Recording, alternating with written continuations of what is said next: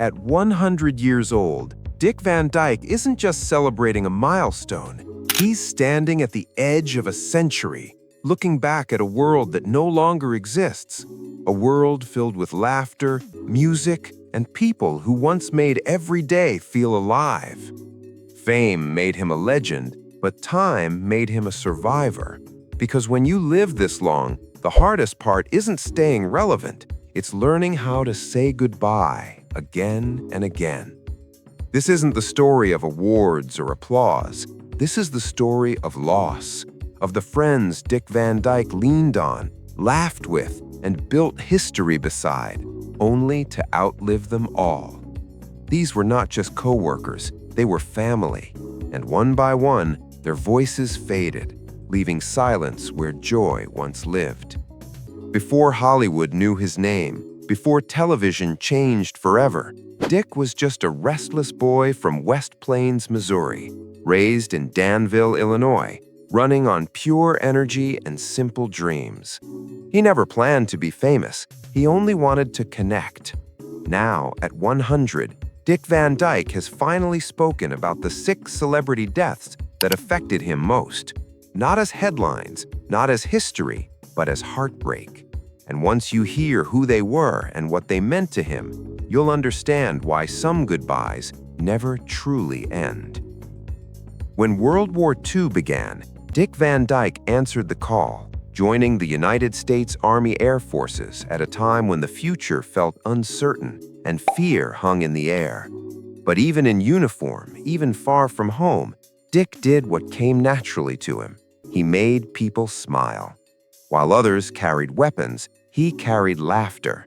As a radio announcer and performer in variety shows, he became a reminder of normal life for soldiers who desperately needed hope. During those long nights, surrounded by exhaustion and homesickness, Dick discovered a truth that would shape the rest of his life. Entertainment wasn't just something he liked doing, it was who he was. When the war ended, Dick stepped into the chaotic early days of radio and television, a time when nothing was polished and no one had a safety net. Performers had to write, act, sing, and adapt on the fly. There were no second chances. Alongside his close friend Phil Erickson, Dick formed a comedy duo called the Merry Mutes. Their act relied entirely on pantomime, no dialogue, no shortcuts, just body language and timing. This was where Dick perfected his signature style, the rubber legs, the flawless falls, the physical comedy that looked effortless but required absolute control. Audiences laughed without realizing how much discipline stood behind every movement. That discipline paid off when Dick made the leap to Broadway. Cast in the musical Bye Bye Birdie, he stunned critics and audiences alike. He wasn't a trained dancer, but his natural coordination and fearless energy set him apart.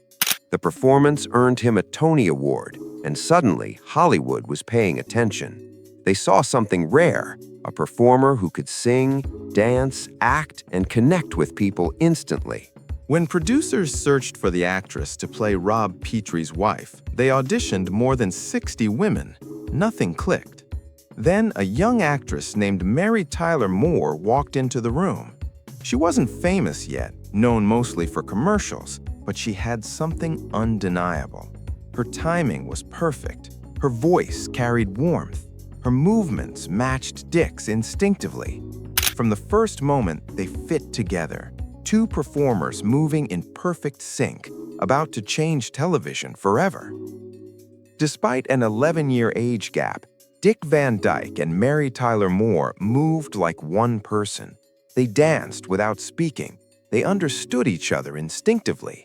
America believed they were married in real life. Off-screen, their bond was just as real. They spent years side by side, supporting each other through the pressures of fame and personal struggles. Mary lived with type 1 diabetes most of her life. As she grew older, the disease took its toll. Her eyesight faded, her health weakened. In January 2017, Mary Tyler Moore passed away at the age of 80. For Dick, it was devastating. He didn't lose a co-star, he lost his work wife. At her memorial, he spoke about her grit, her timing, and her heart. Even now, at 100, her name still carries both warmth and sadness in his voice. Another irreplaceable loss was Carl Reiner, the creator of The Dick Van Dyke Show.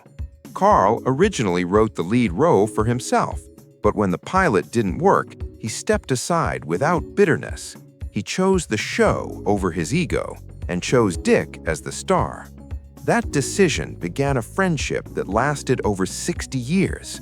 They lived close to each other in Beverly Hills. Almost every night, Dick went to Carl's house. Dinner, movies, conversation. Carl called Dick his muse. Dick inspired his writing. They weren't just colleagues, they were brothers. When Carl Reiner died in June 2020 at the age of 98, Dick said the world felt quieter. Not metaphorically, literally. 60 years of shared routine vanished overnight. That bond extended to the next generation. Rob Reiner grew up around Dick. He ran through television studios as a child. Dick watched him grow, guided him, and treated him like family. As Rob became a major actor and director, their relationship evolved into mutual respect. Rob's wife, Michelle Reiner, became part of that circle as well. Then came the shock of 2025. The sudden deaths of Rob Reiner and Michelle Reiner didn't just ripple through Hollywood, they struck directly at Dick Van Dyke's heart.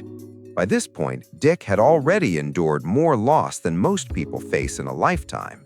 He had said goodbye to his wife. He had lost Mary Tyler Moore, his closest creative partner. He had buried Carl Reiner, the man who felt like a brother. But losing Rob was different. Dick had known Rob since he was a child, running around studio sets, absorbing comedy and storytelling just by being present. Dick watched him grow into a man, an artist, and eventually a peer.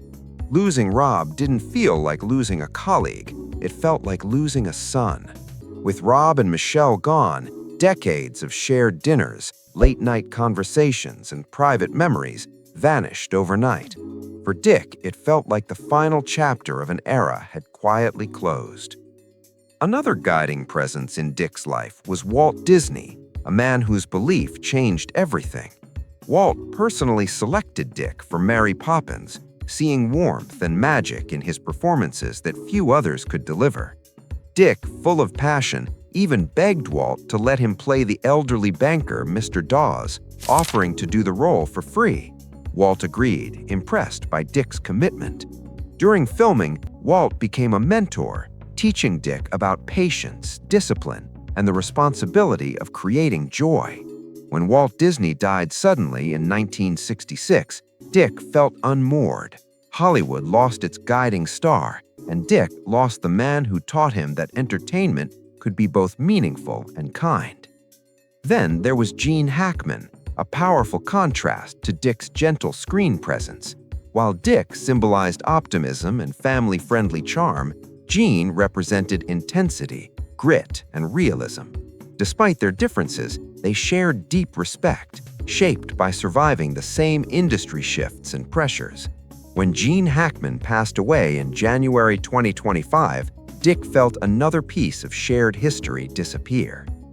Finally came Ed Asner, best known as Lou Grant on The Mary Tyler Moore Show. Gruff, outspoken, and fiercely principled, Ed was Dick's opposite in many ways. Yet they bonded through their dedication to acting and their work with the Screen Actors Guild. When Ed Asner died in 2021, Dick felt the heavy truth settle in. He was becoming one of the last voices left from that remarkable generation. At 100 years old, Dick Van Dyke still smiles, still dances, and still chooses joy. But behind that smile lives a lifetime of goodbyes, a century of love, laughter, and loss. Legends don't just survive success, they survive everyone they loved along the way. If this story moved you, like, share, and subscribe to keep these memories alive. Thanks for watching.